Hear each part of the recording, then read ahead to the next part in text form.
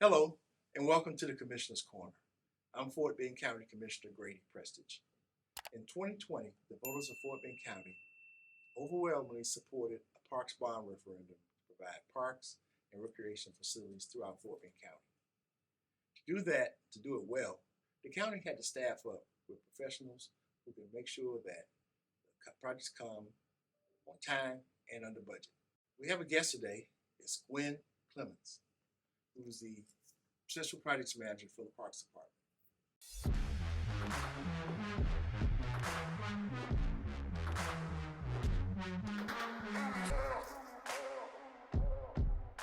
Welcome to Commissioner's Corner. Thank you. Gwen, it's been 2 years, year and a half. Just about, yes. Tell me what it's like to try to manage tens of millions of dollars of parks money. Well, it's quite a responsibility. I am charged with managing a $38.4 million parks bond, and that involves various projects throughout the county. We have projects at each precinct, and so each precinct, which is manned by different commissioners, the expectations are quite different per project. But nevertheless, it's a rewarding, and it's actually an opportunity for me to see a project from its inception. We're in design phases for many of them, all the way through completion. So I'm excited about it, Commissioner. I know you've got 4 commissioners, and everyone has their own special idiosyncrasies, except for Precinct 2, which is probably the most sane and well-managed precinct, I'm sure. Yes. Joking. Tell me what the experience has been like working with each commissioner. Well, let me start out with Precinct 2. Parks began under the leadership of Commissioner Prestage, the Parks Department, and so our flagship park is the Kitty Hollow Park. We're doing a massive expansion project currently at Kitty Hollow, and we're very excited about it. We've got some wonderful consultants, design consultants, that are expanding the lake, putting in hike and bike trails. We've got pavilions that are going to go in there, and it's just going to be, we've got a concept of an amphitheater and an event center that's going to take place. So that being the flagship park of all the parks, we're very excited. It's been a pleasure to work with your staff, Commissioner, and to pursue your vision for that park, because we know how important it is. And then we're also partnering another project within your precinct is with the City of Houston.